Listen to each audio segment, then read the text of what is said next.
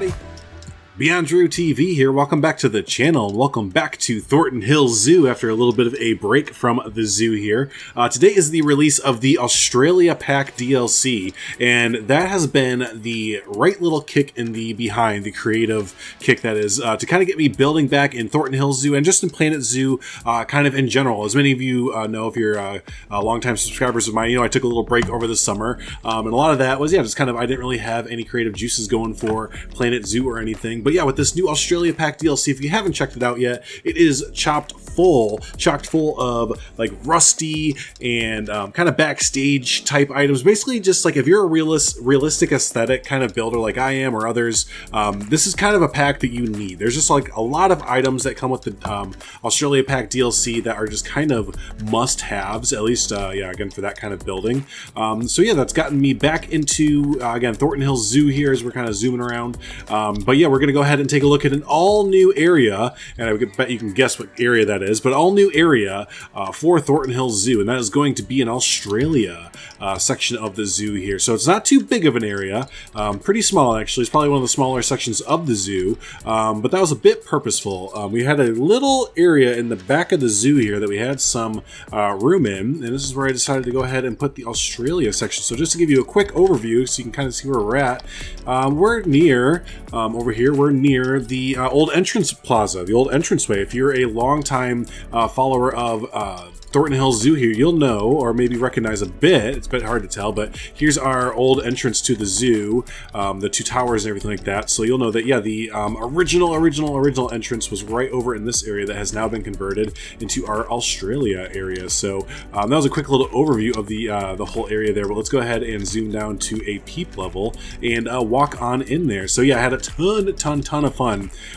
Again, just using all of the new Australia Pack DLC items. Mainly everything in this area here is built over the last week. Big thanks to Frontier again for giving myself and other content creators the DLC a little bit early to kind of play around with and get stuff set up. So big thanks to them again. But yeah, this is what I got set up, and everything in here, like I said, is pretty much primarily use of Australia pieces there, or paths and all that fun stuff and foliage. So yeah, as we come on in here, we have our awesome brand new Australia sign, and Australia boars kind of make that backing there. So you come in there, you see that, and you have our animals as well, these awesome new flexi colored animal signs and everything like that. So as you're coming on in here, and off to the right, it's a little bit hard to see, but that's on purpose there. We have a backstage building here, and that is servicing a little bit to our camels on the other side there, as well as it's kind of it's a veterinarian backstage building as well, but that kind of showcases the new metal sheet pieces here, the new flexi colored, our corrugated iron wall, that's what they call them. They're metal sheets to me, but yeah, really love those. The iron wall set there. Probably going to see that pop up a lot more. I'm going to be replacing a lot of backstage buildings with this kind of iron wall set here because it fits in perfectly for that backstage feel. So as we were moving our way in here, you'll start to see that we first come onto a little like ranch here, and the idea for this area is that we're going to start in like the outback of Australia there. So we're going to start in the outback and have like animals that are more accustomed to seeing them in like the outback, or I guess like the desert and stuff like that. And then kind of as we go, we'll make our way towards like the coast of Australia, like the at least the water line, where it gets a little bit more lush and jungly and stuff like that. So that's kind of the idea.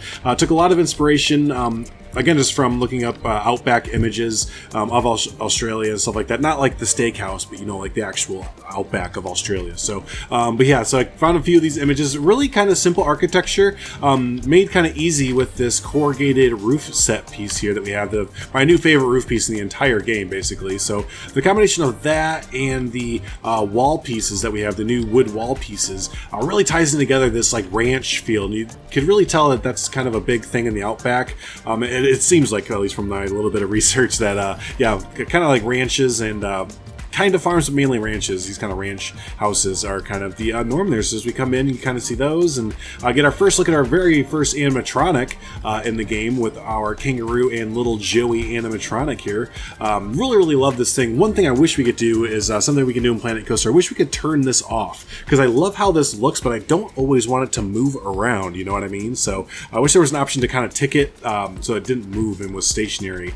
But other than that, I really love our first animatronic here, all the rusty noises and just the way it looks there. So speaking of kangaroos, as we come around the corner here, the first little viewing gallery is going to be of some kangaroos. So there you go, nice little look out for all of the kangaroos here. I think there's 6 of them, and let's see which ones. I think the males are these are the females, right? Yeah, so the females are the grays primarily, and they're smaller, which kind of makes sense there. And then you have our males, which are bigger there. But here's our pack of red kangaroos there. So what do you call a pack of kangaroos? Is it a pack, or is it, what is a bunch of kangaroos that hang out together?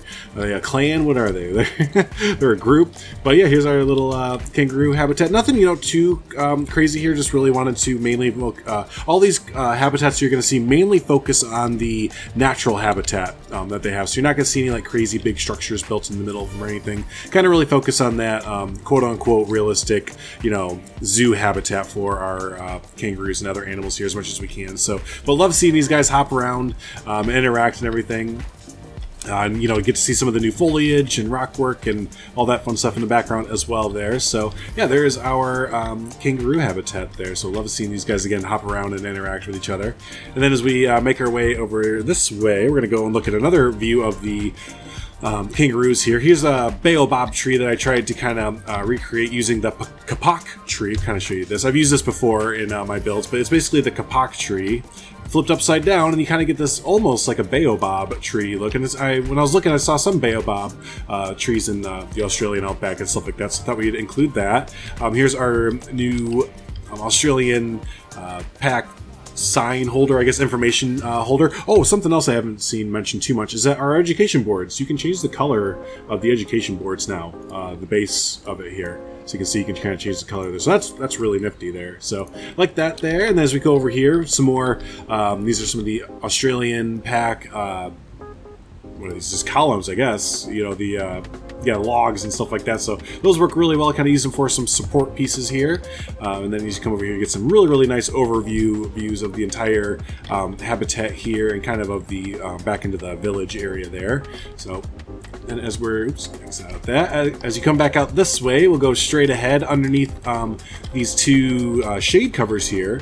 And I love these shade covers. It's actually supposed to originally be just the one here, but I kind of just flipped it to give it the 4 sides and then stuck it in. There you go. You got some nice shade covers here. And they work really, really well. I love the way they look here. But as we come around this way, we'll start to see the next animal in our area, our Australian area, which is going to be you usually can see them running. There's one. The dingoes. We have a pack of dingoes running around here. And this is probably my favorite habitat that I built, just because it's not like, it's not, again, there's nothing really crazy about the habitats, right? They're mainly naturalistic, but I just love the look of seeing the dingoes kind of running in between like all the rocks and everything, and just seeing them interact with like the desert landscape and everything. They just fit in so perfectly, right? So you just have this giant, basically half circle all the way around the dingo habitat for the guests to see, and yeah, they don't complain about the views, thankfully. So as we come in here, you can again see some more of this new foliage kind of surrounding a new habitat piece we have here, which is a pool. If I can get it clicked here, let's see. It's not letting me. There it goes. So yeah, we have a water pool here, so it's kind of neat because it has this little shallow section and then the deep section. But yeah, it looks really nice when you start to cover it up with some rocks and stuff. But yeah, I really like how this whole area came out, and again, love seeing the dingoes. Oh, it's nap time. That's where they all are. Okay. But yeah, I love seeing the dingoes just hanging out and being dingoes, right? Yeah, normally this is actually the most calm I've seen them in a long time. Normally they're running around in a pack and howling away and everything. You can hear them all over the zoo howling all the time. So let's go ahead and head back out over this way. This little tunnel here just leads to a staff building just over that way. So nothing too important that you're missing. But as we come over here, come to my favorite animal of the pack here. And that is going to be the koala. Oh, my ear just kicked out. Hopefully you can't hear that too much. But yeah, it's going to be the koala over here. And first off, on the left-hand side, we have some of this awesome Aborigines? Yes. Artwork here. And really like the story that Frontier, or all the work that Frontier did with the Aboriginal culture and everything for Australia. There's a lot of reports that came out, or a lot of interviews about how closely, just Frontier worked with a lot of, again, Aboriginal people people of Australia to kind of get these authentic art pieces in here. And a lot of the art is done by a certain artist. Well, yeah, here it is. John Smith Gumbula. I'm probably pronouncing that wrong. My apologies. But they did all of the artwork, and they are native to Australia and everything. Yeah, really worked closely with Frontier to kind of just nail down the accuracy. And that's really great. I love that they did that there. So there's a little museum, I guess you'd say, a little showcase there. But on the right-hand side, the really, really awesome stuff, which is the koalas. So we have 2 koalas here. Let's look up in the trees. They should be in the trees. There's one on the ground. Okay, so we'll look at it on the ground. It should be up in the tree more often, but what are you gonna do? But here's the koalas. Look at it. They're kind of just always adorable. There's just never a moment that you look at them and they're not being heckin' adorable. But let's try and find his brother or her, depending which one it was. I want to see them in the tree because that's where they there we go. Okay, that's where they normally, there it is, reside. So there we go. There is our koala residing in its natural state up in the tree there. So yeah, really, really love to see these guys. It's really fun to see them kind of hang out. They don't, as you can see, always hang out up in the trees as much as they would, in the in like zoos or in the wild or anything like that. I kind of get it. They have to come out of the ground to get food and all that other kind of stuff, but they definitely do out of between other animals, they stay up in the trees way more often than not. So yeah, it's really great just to see them kind of hanging out and everything like that. So after I built this and showcased this habitat off during a live stream that I just did, it was pointed out to me that most, I guess, koala habitats, except for as of late, I guess, but most in the recent years, koala habitats have been located indoors. So that kind of makes sense, especially with Thornton Hills Zoo. They probably would be, because Thornton Hills Zoo is located in Midwest United States, where it gets really cold during the wintertime. My idea was that they go in the backstage building over here during the wintertime. But all that being said, I think we might redo this habitat, as our dingoes, I just noticed, are running in the packs like they normally are. But I want your opinion, because again, I'm not like the most savvy when it comes to zoo habitats, and I'm always looking to learn more about it and everything. So I find it interesting that koalas are mainly indoors when kept. And do you think we should do that to this area over here? I think maybe we should just kind of rip out from about here-ish on this whole little area, but still incorporate, the average, these paintings and all that, but just make this all indoors instead to make it a little bit more realistic, I guess. So yeah, let me know, comment down below what you think there, and go ahead and move forward with that. But let's go ahead, speaking of moving forward, and we'll move past the koala habitat here, get one last look there. See a lot of the new foliage here, the new Australia pack foliage right there, and the eucalyptus trees and the gum trees and stuff like that. Really like them. I love them, I love them, I love them. So we'll go ahead and pass on by, say bye to the koalas, and we'll move into, since we're passing by the koalas, now we're moving into more of a jungly type area of the Australia section, which is the last section as well. So don't forget, we're kind of trying to move from the outback to the more like coastline jungly areas of Australia. So as we come here, kind of reveal into a little like city plaza square, basically. So that's kind of what I wanted to do, make it just like a little city square, city plaza. A lot of the research that I did brought up, a lot of Main Street. It almost looked like Main Street USA, like you would kind of think, but it was in Australia, obviously. So you could kind of tell he took a lot of that colonial, kind of British colonial type of architecture, and really incorporated into their own architecture, which obviously makes sense since Australia is a British colony and all that fun stuff that I don't really know much about.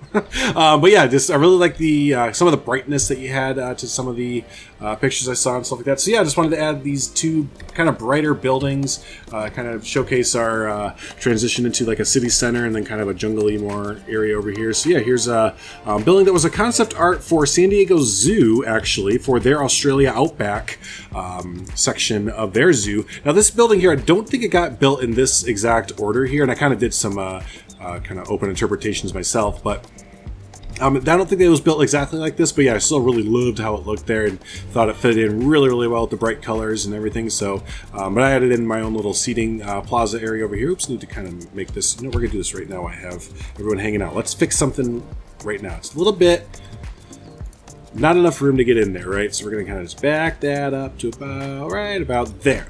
There we go, that's a lot more room. And you kind of saw my secret there if y'all don't know about this. This whole thing right here is lined with, it's kind of hard to see, but lined with trash cans. That's because we don't have barriers in Planet Zoo yet. But trash cans kind of prevent people from walking through them and stuff like that. So I'm kind of trying to guide people around to walk in here. And they actually do it, it's pretty neat. So, but yeah, again, that was a concept art building that I went ahead and just recreated for our zoo here. And then this little gift shop building over yonder, over way here, I pulled out of my brain. This is, I know this is kind of weird to say, and some people are like, well, yeah, I do this all the time, but this is one of the first buildings I've built out of my own brain noggin there in a long time without using any concept art whatsoever. So I'm kind of like, I want to go back and add some more stuff to it, but I just kind of felt, and I was like, yeah, you know what? I haven't just built a building ground up in a long while. So you know what? Here you go. Boom, building. So, so there is that, and then the last animal that we have here to show off is the cassowary. Dinosaur birds. The dinosaur birds. I can't pronounce their name. But yeah, we have the dinosaur birds habitat over here. So there's two of them here, split between the two sides. And that is because, if you've ever seen these live in a habitat, they cannot live with each other. Or they will, to put it bluntly, they will kill each other. They will literally rip each other to shreds. They're like beta fish, basically, or whatever. So yeah, they only get together to reproduce, and we kind of have that here a little bit. I didn't do much research into zoos, like reproduction things with these birds, but I put in like a little like area where they could maybe bring the birds to like meet each other or something like that. I'm sure it's a lot more in-depth and intense than just like, hey, shove them into this yard together and hope they like each other.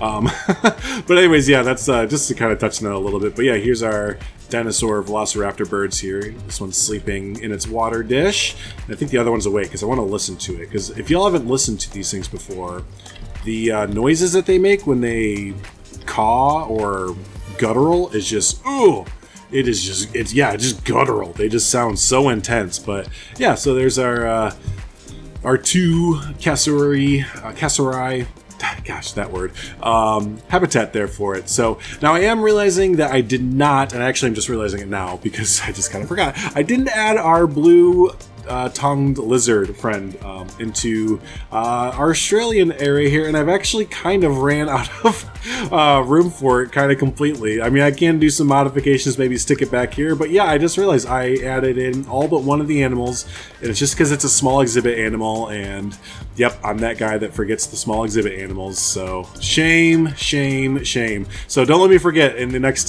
coming episodes, I need to add the blue tongued lizard there. But overall though, I got, probably like 95% of the animals in at least. So that is our Australian section of Thornton Hills Zoo there. So again, it's not like a major, I mean, it is pretty big, but it's not like a major add-on like our Africa section or anything like that, or the American section. But yeah, I just thought it was nice to be able to include every single new animal that we have for the Australia Pack DLC and everything like that, and get them included into Thornton Hills. And yeah, really excited, especially for like certain ones like the kangaroos and the koalas. Like, I'm really stoked to have these in Thornton Hills Zoo. Wasn't sure if we were going to ever get them, and it just feels a little bit more complete now that we have some of these, doesn't it? So but yeah, that's gonna go ahead and do it for this episode of Thornton Hills Zoo. Let's go ahead and focus in on the dingoes while that's a good time to get on them. Yeah, that's a good time. Perfect. Let's go ahead and watch the dingoes as we're leaving here. But yeah, for the next episodes of Thornton Hills Zoo, we're gonna go ahead and focus back over on the the African area, the forests of Africa. We gotta get some bonobos in there and some chimps and stuff like that. So we're gonna finish that area out, and then we have to do. There's a petting zoo coming, and yeah, I mean the zoo's moving forward there. So again, if you've this is your first time watching, go ahead and hit that subscribe button. Stay up to date with all of the new videos coming out there and everything like that. And yeah, for those of you that were patient and waited for me for the duration of the summer to upload a video and everything, thanks for sticking around and coming back and everything like that. But yeah, we'll get Thornton Hills Zoo finished out here and keep moving forward with Planet Zoo overall. So hey, thanks so much everyone for hanging out. Always do appreciate it. And until the next episode there of Thornton Hills Zoo, y'all have a good one. Thanks so much.